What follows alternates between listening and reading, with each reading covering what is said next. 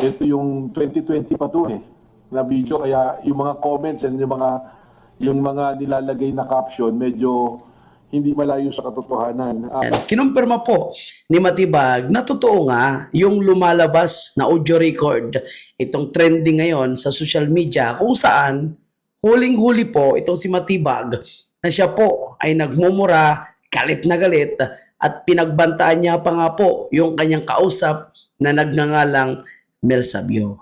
Ngunit may palusot dyan itong si Matibag na sinasabi niya, dati daw po ay hindi naman siya direktor ng NBI. So parang gano'n yung kanyang pagpapaliwanag.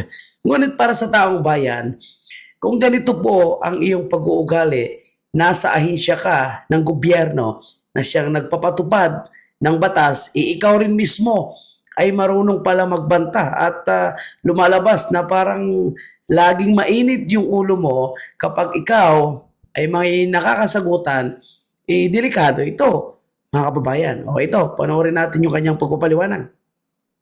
Alam naman natin siguro, you and I can second guess yun yung dahilan. When I started na balita that I will be testifying dun sa impeachment, nagsimula na yan kung ano-ano. Just to give context dun sa video na yan, ito yung 2020 pa to na video, kaya yung mga comments and yung mga nilalagay na caption medyo hindi malayo sa katotohanan. If you will really listen to the context ng usapan niya ng magkaibigan kami niyan nung subject na sinasabi, si Mel Sabio, kaibigan ko yan. Nung time na yan, that is, yung pinagawayan dyan is political. But at that time, my wife is pregnant. I think that will be on his third trimester. That was December 2020 nung nangyari. So, but before that, every month my wife will go to ER kasi medyo delikado yung pagbubuntis niya. So I received a call from her na meron siyang nabasa na post nitong kaibigan ko. So sabi niya, baka pwede pagsabihan. Yung outburst ko talaga, tinawagan ko si Mel, tapos nagsalita ako ng mga ganun. But that was a private conversation. That is supposed to be between the two of us. Na magkaibigan. In fact, okay naman after few weeks, we patch up our things. Nagkasundo kami ni Mel. So doon lumabas yan. Pero kami ni Mel, in fact, right now, ngayon, as we speak, industrial partner ko siya sa isang hanap buhay namin. So I think, pumunta siya rito this morning, ewan ko kung he's still here, to file a complaint for violation of data privacy, tsaka yung anti-wiretapping. Kasi nung naman nagkaayos kami, pinalagpas ko na yung pwede ko ikaso. At the same vein, siya rin, pinalagpas na. So I'm just surprised na lumalabas ngayon. Actually, I'm not surprised nilalabas ngayon na ini-equate dun sa ganun. No? But it happened. I will not deny na nangyari yun, but that was 2020. So yun na nga mga kababayan po natin, ginumpirma, inamin mismo ni Matibag ang patungkol po sa kanyang pagmumura at pagbabanta sa isang individual na nagngangalang si Mel Sabio. So kayo na pong bahala din mag-research kung sino nga ba itong si Mel Sabio. At yung sinasabi niya, mga kababayan po natin, na lumabas po itong audio record na ito, itong video na ito, pagkatapos niya magsalita sa Committee on Justice ng House of Representatives dito po sa ginagawa nilang fishing expedition laban po kay Vice President Sara. Na sabi niya nga, no, parang hindi na ikinagugulat niya na lumabas po ang audio record na ito, yung video ito, dahil siya ay nagsalita against kay Vice President Sara. Actually, mga kababayan po natin, no, hindi niya dapat i-connecta doon sa kanyang pagsalita laban kay Vice President Sara. Alam naman natin, mga kababayan, na yung NBI ngayon ay kontrolado ng administrasyon ni Bongbong Marcos. Kontrolado ng Malacanang NBI. No, kita naman natin, no, na kung paano niya ginigipit at tinatarget yung mga Duterte, pati na rin yung mga kaalyado ng mga Duterte. Pero huwag niyan sabihin na dahil nagsalita siya, inilabas ang video ito. So wala namang hawak yung na video yung mga supporter ng mga Duterte o mismo yung mga Duterte sa kanyang mga trending na videos.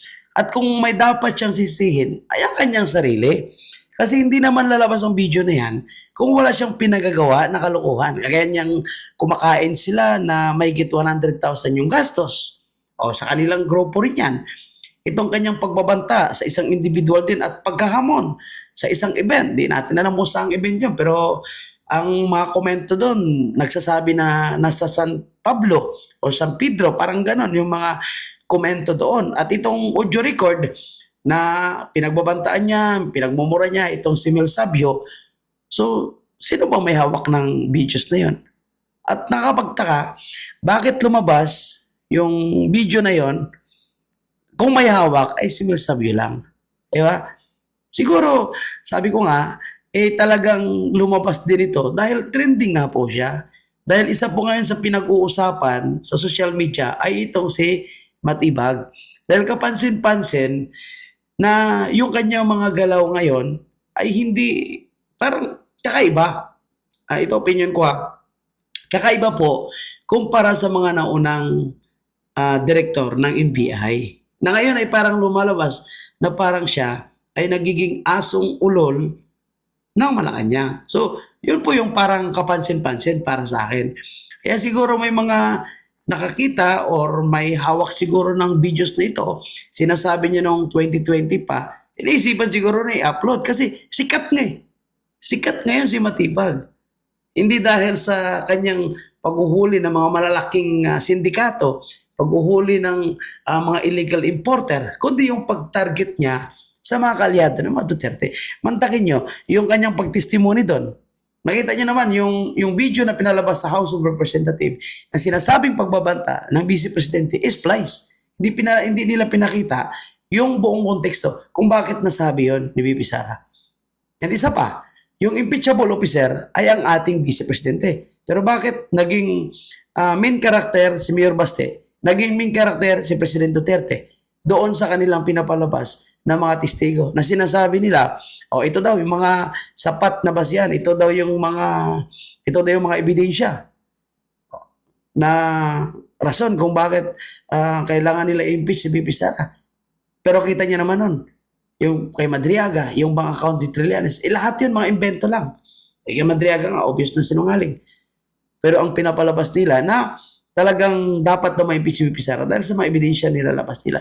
And of course, yung NBI. Nakita niyo naman kung ano ang interest ng NBI. Nakita niyo naman kung gaano ka nagbigay ng pagka-interest ang NBI pagdating po sa mga Duterte and kaalyado. Example lang si Jason sa kay Eric, itong Congressman Mike Dimitzar. Kung paano nila pinag-iinitan.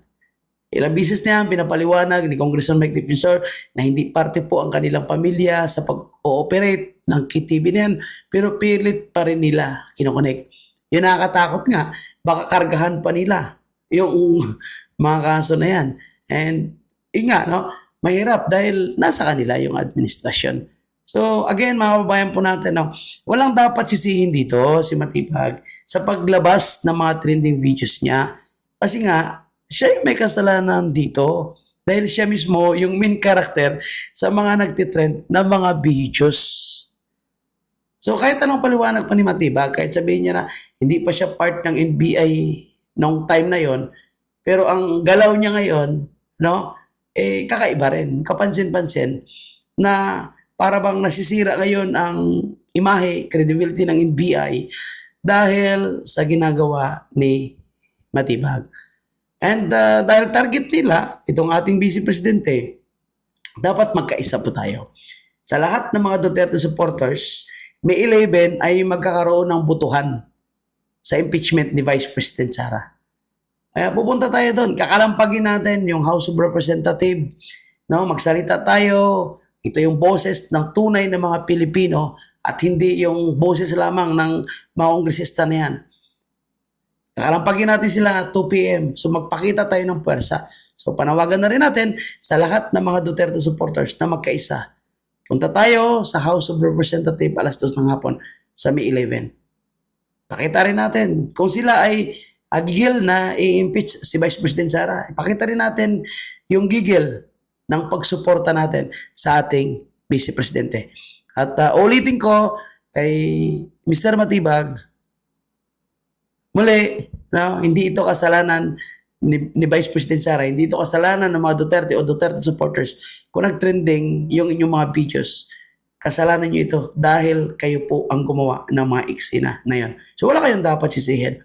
So tama yung ginagawa mo, na-declare mo yung pangalan mo, ipapaliwanag mo. At sa huli, yung magdedesisyon ay ang taong bayan. Sila yung magbibigay ng hatol sa iyo. So, lalo na yung social media kasi trending ka sa social media ngayon. Kumbaga, bida ka na. So maraming salamat. Huwag kalimutan i-like ang video ito.